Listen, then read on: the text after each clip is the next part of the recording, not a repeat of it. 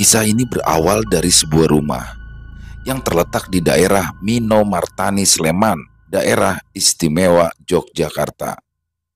Tepatnya dekat dengan sebuah masjid besar di sana. Kala itu rumah itu ditempati oleh 5 orang, yaitu Ilham, Galih, Asa, Dimas, dan Bobi. Pada awalnya, mereka tidak berencana untuk mengontrak bersama. Namun, saat itu Ilham bertemu dengan salah satu seniornya yang menawarkan rumah yang besar dengan harga yang cukup murah. Ilham yang sebelumnya sudah mengetahui rumah itu, tanpa berpikir panjang mengajak keempat temannya dan mereka pun akhirnya sepakat untuk menghuni rumah kontrakan tersebut. Murah banget ya rumahnya, di bawah 15 juta. Ya udah, gas saja, jawab Ilham ketika ditanya kenapa ia memilih rumah itu. Rumah ini terdiri dari 2 lantai dengan rooftop yang lebar di atasnya. Terdiri dari 5 kamar, dapur di tengah rumah, dan 2 kamar mandi. Di depan rumah terdapat sebuah pohon mangga dan tepat di seberang terdapat lapangan basket yang sudah tidak terpakai. Saat Ilham mencoba mengecek rumah bersama teman-temannya, salah satu teman yang bernama Galih kala itu sempat ragu dengan rumah itu karena dia menganggap jika rumah itu singup dan tidak terurus. Memang, rumah itu bisa dianggap rumah tua. Di dalamnya terdapat meja makan tua berwarna hitam dan di ruang tamu dihiasi ornamen lukisan bergambar harimau dan sebuah lemari besar dengan cermin besar beserta beberapa buku lawas yang dipajang di dalamnya. Di luar rumah, tepatnya di teras dan jalan, dihiasi dedaunan mangga yang berserakan di sekitaran. Walaupun awalnya Galih sempat ragu, namun karena harga rumah yang cukup murah saat itu membuat rasa ragu itu hilang dengan sendirinya. Singkat cerita, ketika mereka melakukan pindahan dan mulai mengisi rumah itu, biasanya eksistensi gaib akan terasa ketika kita sudah berada di tempat itu cukup lama. Apalagi tujuan kita adalah ingin menghuni tempat itu untuk beberapa waktu ke depan. Namun itu tidak dirasakan Ilham dan kawan-kawan. Di saat pagi hari mereka pun pindahan dan mengisi rumah. Dan tepat di sore harinya, itulah awal dari mereka mengalami gesekan-gesekan gaib. Saat mereka membagi tugas untuk membeli peralatan dan beberapa kebutuhan kontrakan, Ilham dan Dimas membeli sapu, lap, pel, dan ember, sedangkan Galih dan Bobi membeli beberapa lampu dan cat rumah. Otomatis kala itu hanya ada Asa yang tinggal di rumah sendirian. Sambil menunggu, Asa pun pergi ke toilet untuk buang hajat. Tak lama berselang, pintu kamar mandi digedor sebanyak 3 kali. Tok tok tok, tok tok tok. Bentar dong, sabar, baru masuk, teriak Asa dari dalam kamar mandi. Tok tok tok, tok tok tok. Ditambah dengan pintu kamar mandi yang seperti didorong kuat dari arah luar. Hei, ngapain sih? Baru masuk ini belum selesai. Awalnya Asa mengira jika itu adalah ulah teman-temannya yang jahil. Namun, ketika ia keluar dari kamar mandi, Asa tidak melihat satu pun dari temannya di dalam rumah. Asa pun kebingungan dan mencoba naik ke lantai 2, kemudian melihat seluruh isi kamar untuk mengecek siapa yang menggedor-gedor pintu kamar mandi. Dan benar saja, tidak ada seorang pun di dalam rumah. Beberapa menit kemudian terdengarlah suara motor yang dipakai Ilham dan Dimas. Asa yang mendengar suara motor seketika berlari keluar rumah dan bertanya kepada Ilham. Ham, kamu tadi udah balik terus pulang lagi nggak? Tanya Asa dengan muka yang bingung. Enggak, orang aku baru balik kok. Yang benar, Asa kembali meyakinkan.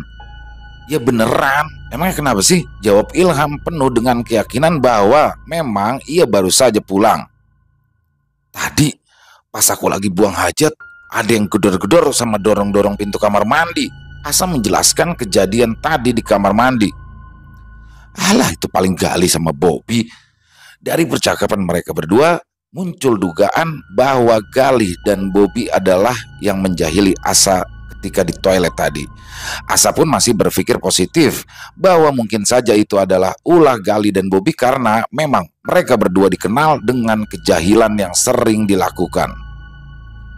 Berjalan beberapa menit, sepulangnya Gali dan Bobby, Asa pun langsung menanyakan siapa di antara mereka berdua yang sudah menggedor-gedor pintu kamar mandi. Namun, Gali dan Bobby menyangkal tuduhan Asa karena mereka tidak pulang ke kontrakan. Karena dari penjelasan Gali dan Bobby mereka sempat makan di bubur kacang hijau yang ada di dekat dengan kontrakan. Memang pada saat itu tidak tahu menahu siapakah yang menggedor pintu kamar mandi.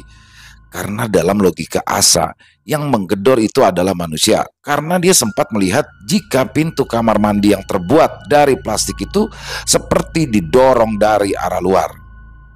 Asa masih belum berpikir jika itu adalah gangguan dari makhluk gaib yang ada di sana. Bahkan Ilham pun mencoba meyakinkan kepada Asa bahwa Gali atau Bobby yang melakukan itu karena mereka sangat terkenal dengan kejahilannya. Berjalan beberapa minggu, eksistensi gaib mulai terasa dan semua orang penghuni rumah mengalaminya. Kali ini dialami Gali. Kamar Gali memang berada di paling belakang. Ketika sholat maghrib, kebetulan arah kiblat adalah arah jendela kamar yang langsung menghadap ke arah pesawahan dan kebun pisang. Di rakaat pertama sampai kedua, Gali tidak merasakan keanehan apapun. Namun, ketika ia bangkit dari rakaat kedua, dari ekor matanya ia melihat sesuatu berwarna putih seperti sedang mengintip dari arah luar. Gali pun sempat ingin melihat ke arah itu, namun dia masih mencoba khusyuk untuk menuntaskan rakaat terakhirnya. Setelah salam dan ketika berdoa, dari ekor netranya ia masih merasakan sosok putih itu. Rasa penasaran Gali pun membuatnya tak bisa menahan. Apakah sosok yang dilihat dari matanya? Ketika ia mencoba menengok ke arah jendela, betapa kagetnya ia ketika ia melihat sosok kepala pocong dengan wajah yang gosong dan beberapa bercak darah. Tayal, Gali pun berteriak kemudian berlari menjauh dari rumah tanpa mengunci pintu dan langsung mengungsi ke sebuah angkringan yang berada di dekat kontrakan. Sembari terus melihat kontrakan dari kejauhan, menunggu hingga teman-temannya datang. Beberapa jam berselang, Ilham yang baru pulang dari kegiatan kampus pun bingung kala melihat pintu kontrakan yang terbuka lebar dengan keadaan lampu yang tidak menyala padahal sudah jam 9 malam. Ilham pun segera menyalakan lampu depan dan tidak lama kemudian datanglah Gali yang langsung menceritakan kejadian yang barusan ia alami. Dan sejak saat itu, Gali pun menutup jendela kamarnya dengan sebuah poster besar dan menutupnya dengan gorden gelap dengan harapan tidak melihat itu untuk kedua kalinya. Akan tetapi, sejak saat itu pula muncullah keanehan-keanehan yang sering dialami. Seperti ada sesuatu yang membuka gerbang dan energi yang ada di rumah tersebut. Di setiap malam, sekitar jam 11:30, siapapun yang ada di kontrakan di jam itulah sering mencium kembang melati. Bahkan teman-teman lain yang notabene bukan penghuni kontrakan juga ikut mencium bau kembang melati tepat di jam 11:30 malam. Keanehan lain adalah di waktu tertentu atau bisa dibilang malam weton tertentu di jam 9 atau jam 10 malam, listrik kontrakan sering mati dengan sendirinya. Bahkan sering juga terdengar suara langkah kaki dep, dep, dep, dari arah tangga yang memang terdengar jelas, apalagi tangga rumah itu dibuat dari sebuah kayu. Namun suara itu hanya didengar oleh 4 orang, yaitu Bobby, Gali, Asa, dan Ilham. Dimas yang kamarnya berada di lantai 2 tidak pernah mendengarkan suara itu karena kamarnya memang kedap suara. Karena saking seringnya mendengarkan suara aneh, pernah di suatu malam Ilham dan teman-temannya berinisiatif membuktikan suara itu dari arah ruang tamu. Walaupun Dimas sendiri tidak pernah mendengar suara itu, namun rasa penasaran Dimas muncul karena sering mendengar cerita anak kontrakan yang sering menceritakan suara itu setiap malam. Mereka berlima pun berkumpul dan menunggu suara itu untuk sebuah pembuktian. Apakah suara itu muncul ketika mereka berlima berkumpul menjadi satu? Dan apakah suara yang mereka dengar hanyalah suara langkah kaki Dimas yang sering mondar-mandir ke kamar mandi ketika malam hari? Mereka melakukan itu dengan alasan suara derap kaki itu memiliki ciri khas. Ya, suara yang hanya terdengar ketika Gali, Bobby, Asa, dan Ilham sudah berada di dalam kamar masing-masing atau saat mereka mulai lelap tertidur. Dan suara itu menjadi sebuah keanehan karena suara yang begitu keras dan tak jarang mengganggu kenikmatan mereka ketika tidur. Mereka pun lalu melakukan pembuktian sembari bermain kartu dan beberapa cangkir kopi untuk menunggu suara itu datang hingga pagi hari. Hingga pukul 2 pagi, yang biasanya suara itu terdengar pun tak kunjung menunjukkan eksistensinya hingga muncullah obrolan bahwa suara itu berasal dari Dimas yang memang sering mondar-mandir ke kamar mandi. Akan tetapi di sini Dimas membantah dan merasa sangat jarang bahkan tidak pernah turun di jam di mana suara itu sering terdengar. Walaupun sempat terjadi perdebatan dan pembuktian mereka malam itu dirasa nihil, sekitar jam 3:30 pagi mereka pun mulai membereskan gelas dan kartu yang berserakan di ruang tamu. Beberapa menit kemudian, suara itu pun muncul tiba-tiba dari arah tangga. Duk, duk, duk. Suara itu terdengar 2 kali seperti mengarah turun dan naik. Yang awalnya penasaran, ternyata mental mereka teruji setelah mendengar suara itu. Seketika rasa panik muncul dan mereka sempat berlari ke arah kamar Ilham. Bahkan Bobby yang terkenal pemberani pun langsung menutup badannya dengan selimut dan bantal. Tak lama berselang terdengarlah suara. Brak! Suara keras itu berasal dari atas, tepatnya dari arah kamar Dimas. "Woi, apaan tuh? Ah, gak bener ini," teriak Bobby cukup keras. Kepanikan pun bertambah dan bingung harus berbuat apa. Ilham yang mencoba menenangkan yang lain pun mengajak untuk pergi ke lantai 2 untuk mengecek kamar Dimas. Akhirnya yang lain pun mengiyakan lalu berbaris untuk menuju ke lantai 2. Dengan Ilham berada di paling depan, Bobby, Asa, Dimas, dan Gali berturut-turut berada di belakangnya. Mereka berjalan perlahan dengan penuh hati-hati untuk menuju lantai atas sembari diselimuti rasa was-was karena takut akan ada kejutan suara ataupun sosok yang akan muncul dari balik kegelapan. Langkah kaki mereka sempat terhenti ketika mereka mendengar suara srek, srek dari arah kamar Dimas. Beberapa detik kemudian, mereka pun melanjutkan langkah kaki dan betapa kagetnya kala mereka melihat kamar Dimas yang sudah berantakan dengan beberapa kertas yang berserakan, kursi yang sudah berada di pojok kamar seperti dilempar, dan kasur yang sudah berdiri tegak. Entah apa yang dirasakan mereka saat itu. Mereka pun hanya bisa terkagum walaupun diselimuti rasa takut ketika melihat kondisi kamar Dimas yang sudah berantakan. Ilham pun sempat masuk ke dalam kamar untuk mengecek keadaan. Tidak ada tanda-tanda manusia, apalagi jendela kamar yang Dimas kunci rapat dari dalam. Bobby pun sempat melontarkan pendapat jika itu semua adalah ulah kucing. Tapi logikanya, bagaimana bisa seekor kucing melempar kursi dan membalikan sebuah kasur besar? Masih menjadi pertanyaan, sosok apakah yang sebenarnya mampu memporak-porandakan kamar Dimas? Dari kejadian itu, di malam selanjutnya mereka pun tidak berani lagi tidur sendirian dan selalu tidur bersama di ruang tamu selama beberapa hari. Dan karena kejadian yang semakin di luar nalar, Ilham pun sempat mengundang seorang anak indigo untuk membantunya agar tidak ada teror lagi di rumah kontrakan. Dan hasilnya, selama 2 bulan, suara itu benar-benar menghilang, walaupun bau kembang melati kadangkala masih tercium. Ketika suara-suara itu sudah hilang, dan mereka merasa jika tidak ada gangguan lagi, ternyata rasa aman itu ditolak oleh makhluk gaib yang ada di sana. Tepatnya setelah kontrakan Ilham dijadikan markas para pemabuk selama beberapa hari. Suatu malam, ketika Ilham sedang bersantai sambil mendengarkan lagu, tiba-tiba lampu kamarnya bergerak dengan sendirinya. Ceklek, ceklek. Ilham dengan jelas melihat saklar lampu kamarnya bergerak ke arah on off seolah-olah sedang ada yang bermain dengan saklar lampu itu. "Woi, ojo ganggu!" teriak Ilham membuat saklar lampu berhenti bergerak dan kemudian muncullah suara srek, srek, srek dari arah depan rumah. Ya, suara yang Ilham dengar adalah seperti suara orang yang menyapu dengan sapu lidi.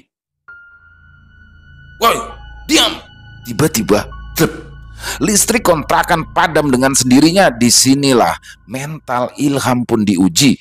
Ilham yang awalnya menantang, mentalnya kini ciut. Ciut seketika. Ketika listrik kontrakan padam dengan sendirinya dengan penerangan seadanya, Ilham mengambil rokok, dompet, dan kunci motor untuk pergi ke salah satu kos temannya yang posisinya tidak jauh dari kontrakan. Barulah di pagi harinya Ilham pun kembali ke kontrakannya dan sempat ditanya oleh Bobby kenapa semalam ia tidak pulang. Ilham pun di sini mulai menceritakan tentang kejadian malam itu, dan ternyata Bobby yang pulang malam itu mengatakan bahwa listrik kontrakan dalam posisi hidup karena Bobby yang pertama kali pulang dari teman-teman kontrakan yang lain. Memang setelah menjadi tempat mabuk, energi gaib seperti muncul kembali, namun berbeda dari sebelumnya dan bisa dikatakan menjadi lebih besar dari awal mereka menempati kontrakan. Suatu sore, ketika listrik di daerah kontrakan padam, Ilham mencoba iseng memotret secara acak beberapa kali ke seluruh penjuru kontrakan. "Apa itu kau bikin, Ham? Kenapa kau foto-foto?"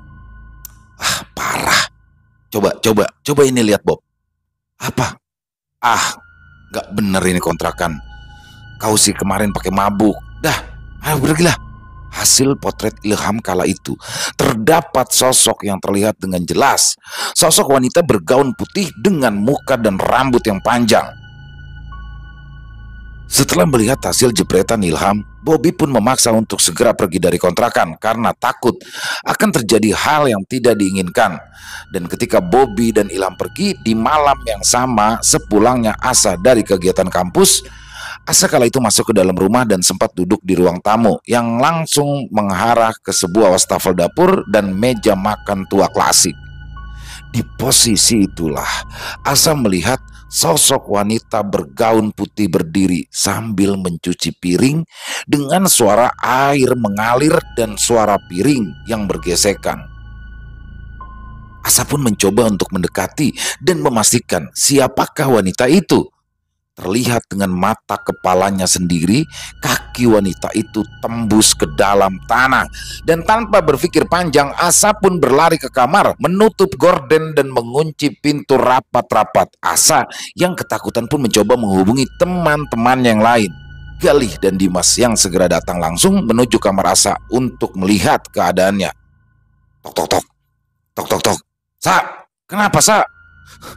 Siapa itu?" "Ya, ini aku sama Dimas. Buka, Sa, buka." Dibukalah pintu kamar dengan raut wajah Asa yang pucat dan tangan bergetar. Dengan bibir yang bergetar, Asa menceritakan apa yang sudah ia lihat sebelumnya. Gali di sini sempat bingung karena baru melihat sosok wanita, karena yang dilihatnya ketika sholat adalah sosok pocong, bukanlah sosok wanita seperti yang dilihat Asa.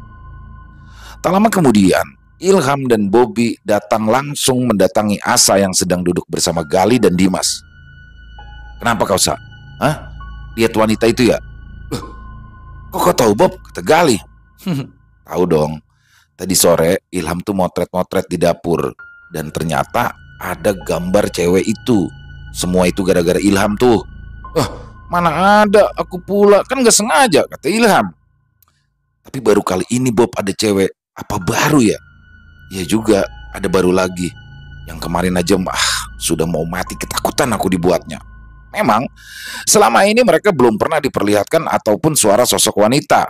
Hanya setelah teman indigo Ilham datang dan setelah kejadian pesta miras, ada sosok wanita yang mulai muncul eksistensinya. Sosok wanita ini ternyata tak hanya mengincar penghuni kontrakan. Ketika kala itu Ilham bersama temannya yang bernama Doko, Ilham saat itu selesai mandi menuju ke kamar. Doko yang pada saat itu menunggu di ruang tamu sambil menonton TV dengan posisi yang sama dengan Asa sebelumnya, disitulah Doko melihat sesuatu dari arah dapur berdiri menatapnya. Doko yang tercengang dengan sosok itu pun sontak berteriak, "Ham! Ham! Itu apa, Ham?" Ilham yang terkejut pun langsung menghampiri Doko, dan kala itu Ilham melihat Doko sudah menangis sambil tangannya menunjuk ke arah dapur. "Kamu kenapa, Dok? Nangis? Ayo, cepat balik, cepat ganti baju." Ilham yang kala itu masih dibalut handuk pun segera berganti pakaian dan segera pergi dari rumah kontrakannya. Ilham pun bertanya kepada Doko apa yang membuatnya menangis. Doko pun menjelaskan jika ia melihat sosok wanita dengan wajah hitam, rambutnya panjang berdiri menatapnya tepat di dapur. Ilham yang mendengar penjelasan Doko pun teringat Asa yang juga sama melihat sosok di tempat yang sama. Setelah kejadian sosok itu, Doko pun sudah tidak mau lagi kembali ke kontrakan Ilham dan merasa kapok bertamu ke kontrakan Ilham. Beberapa hari setelah kejadian Doko, keanehan di sini pun kembali dialami oleh Asa. Ya, di dalam kamar Asa sering ada gumpalan rambut panjang tepat di pojokan kamar. Bukan hanya satu, namun beberapa gumpalan yang sering Asa temukan. Setiap hari ia temukan gumpalan itu, dan setiap hari pula ia membersihkan gumpalan rambut panjang. Mungkin karena sudah merasa muak, Asa pun membiarkan gumpalan rambut itu, dan anehnya gumpalan rambut itu pun hilang dengan sendirinya tanpa ia bersihkan. Sosok wanita ini memang menjadi momok kontrakan. Suatu ketika Dimas yang sedang membersihkan kamar mandi belakang, kala itu Dimas sedang fokus membersihkan segala penjuru kamar mandi, tiba-tiba ia mendengar lengkingan tawa wanita.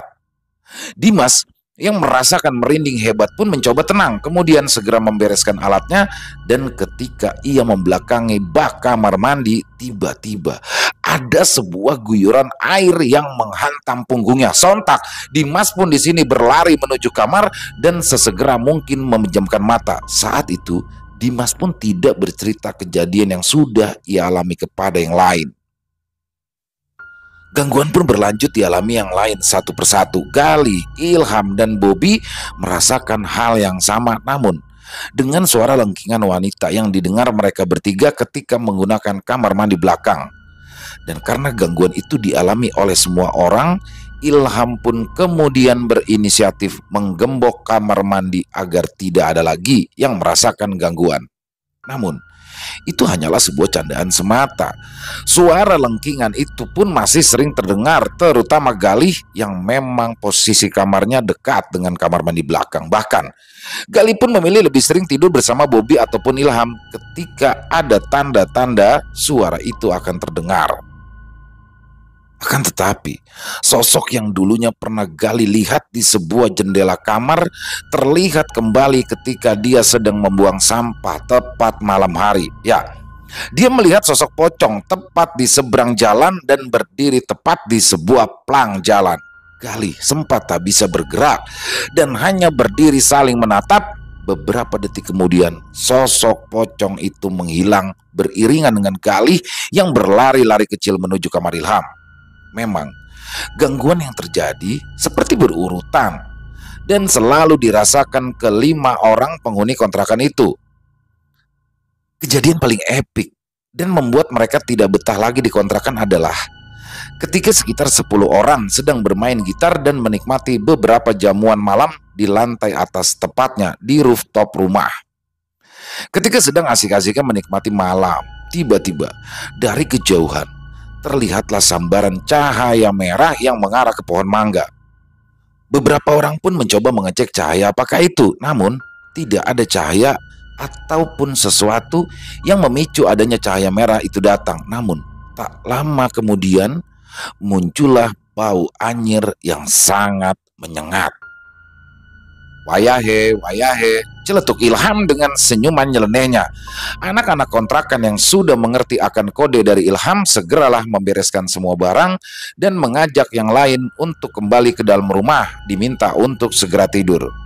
Kelima orang lain selain penghuni kontrakan pun merasa bingung kenapa diminta untuk masuk dan membereskan semua, padahal mereka semua merasa tidak ada yang aneh.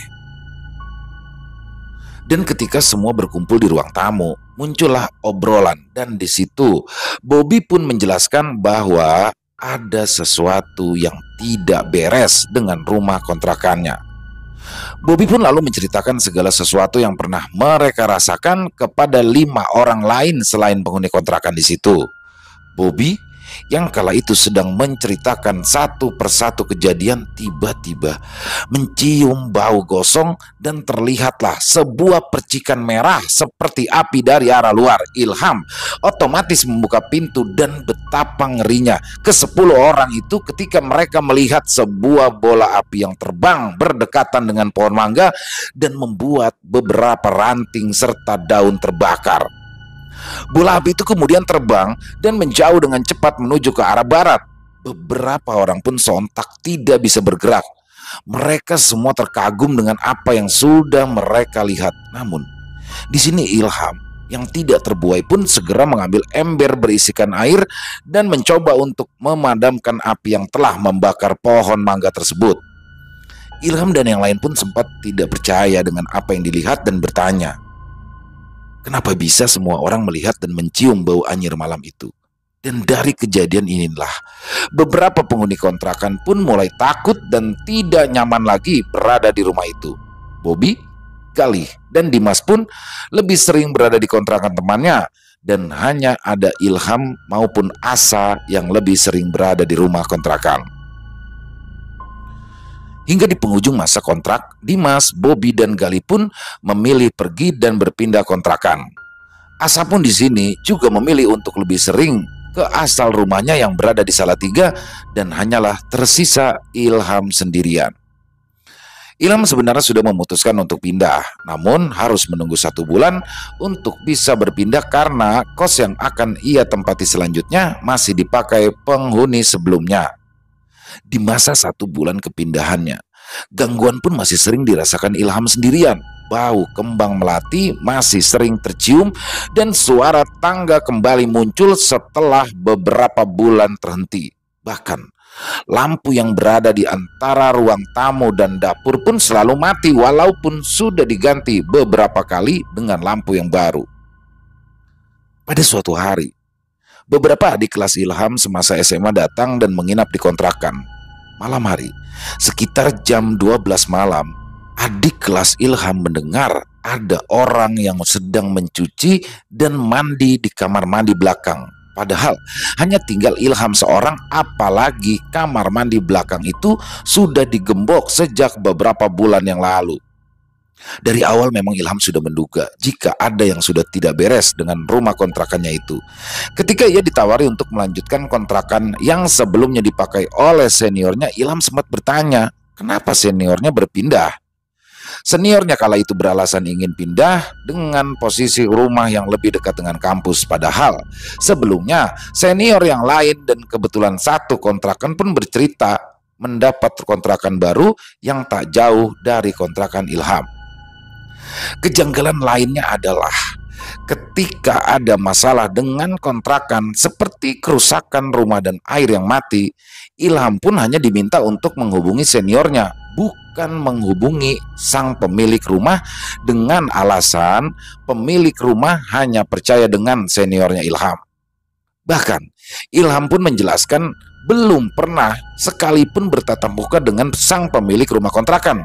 Ia bahkan juga tidak tahu siapakah pemilik rumah kontrakan dan tidak tahu uang yang dibayarkannya dulu apakah benar sampai ke tangan pemilik rumah kontrakan, karena Ilham selalu membayarkannya kepada seniornya.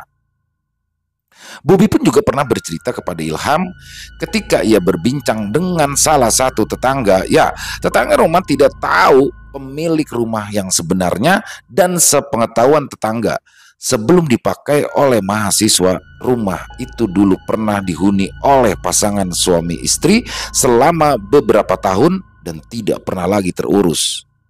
Kesaksian tetangga juga mengatakan dulunya di rumah sering menemukan bungkusan penuh dengan bunga dan beberapa bekas dupa yang mungkin dipakai oleh pasutri untuk melakukan sesuatu. Pasutri itu tidak pernah bertegur sapa dan tidak tahu menahu kapan angkat kaki dari rumah itu. Ketidaktahuan Ilham tentang siapa sang pemilik rumah menjadi sebuah pertanyaan besar dalam benaknya. Pertanyaan yang lain adalah, apakah gangguan-gangguan yang sudah ia rasakan juga dirasakan oleh para seniornya? Dengan alasan itulah, kenapa seniornya pun menawarkan rumah kontrakan itu kepadanya? Apakah ada sesuatu yang besar di rumah tersebut? Dengan kejanggalan-kejanggalan yang dialami Ilham dan keempat temannya seperti tidak pernah berhenti meneror mereka satu persatu. Bahkan sampai saat ini, Ilham pun belum menemukan jawaban tentang siapa pemilik sesungguhnya rumah kontrakan itu. Bahkan ketika ia bertemu dengan seniornya yang sudah menawarkan rumah itu, sang senior ini seperti menyembunyikan siapa sang pemilik rumah yang sebenarnya. Walaupun teka-teki siapa sang pemilik rumah kontrakan masih menjadi misteri, akan tetapi di sini Ilham menduga memang ada sesuatu yang aneh dengan rumah tersebut. Dari awal dia menempati rumah tersebut, ada satu kamar yang sama sekali tidak boleh dibuka. Ya, lokasi kamar itu berada di garasi depan, berada di posisi paling ujung. Ilham sempat bertanya dengan salah seorang seniornya, dan dia pun berkata bahwa kamar itu memang sudah dalam keadaan tertutup sejak sang senior menempati rumah tersebut. Ilham juga menceritakan bahwa barang-barang pemilik rumah itu bisa dianggap adalah barang-barang klasik atau barang-barang kuno. Dari meja, karpet, lemari, sampai dengan lukisan bergambar harimau yang menjadi sesuatu yang cukup aneh.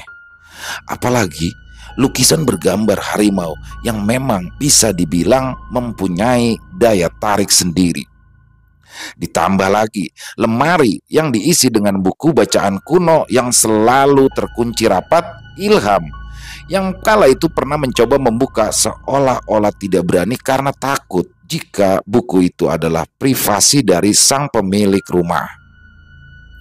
Keanehan lain yang masih Ilham ingat sampai saat ini adalah ketika Ilham dan Galih berinisiatif untuk mengunjungi rumah Pak RT setelah 4 bulan menghuni rumah itu.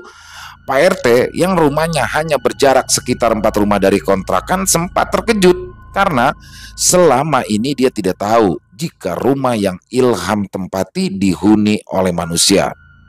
Karena Pak RT sendiri mengira rumah itu kosong, bahkan Pak RT di sini tidak tahu menahu jika sudah dihuni oleh mahasiswa 2 tahun belakangan. Walah, saya pikir tuh selama ini rumah itu kosong ya mas. Malahan saya baru tahu kalau itu dikontrakan.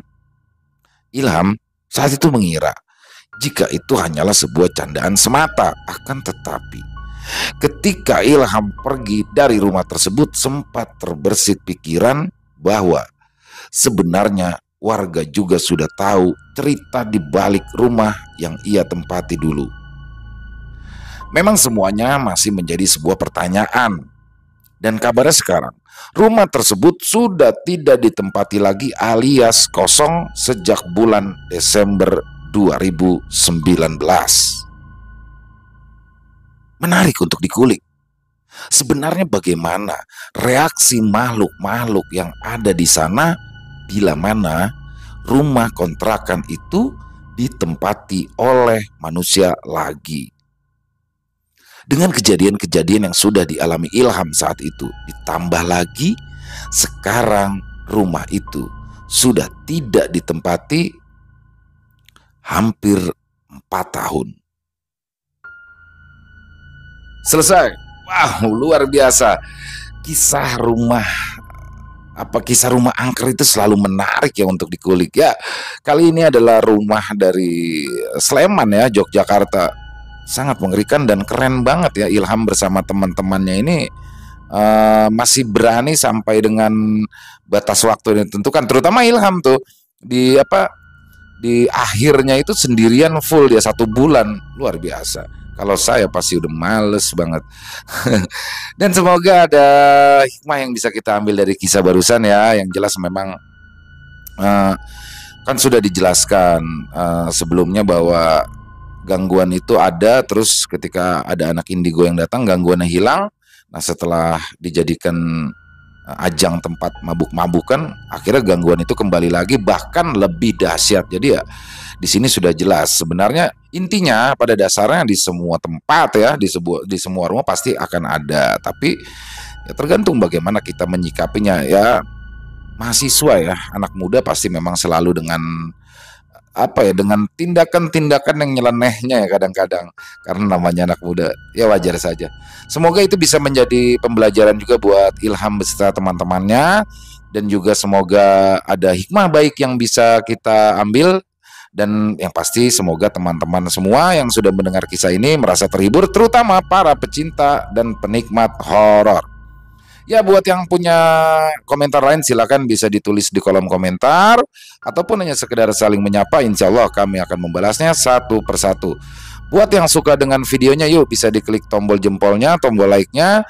Dan buat yang belum subscribe, yuk diklik tombol merah subscribe-nya. Jangan lupa loncengnya dinyalakan agar teman-teman bisa selalu mendapatkan notifikasi dari konten-konten yang akan kami upload selanjutnya. Dan buat yang mau mengirimkan kisah silakan ya, bisa dikirimkan kisah yang bertemakan horor misteri ke nomor telepon kami. Itu bisa kisah pribadi, bisa kisah teman, tetangga, ataupun saudara, silakan bisa dikirim ke nomor telepon kami yang ada di 0878 4509 4752. Kami ulangi, 0878 4509 4752. Buat yang sudah mengirimkan kisah, yang sudah menghubungi kami, sudah mengirimkan kisahnya, tapi kisahnya belum dibawakan, harap bersabar ya. Insya Allah kami akan bawakan. Jadi semuanya ya insya Allah akan kami bawakan, tapi memang masih perlu proses penggarapan.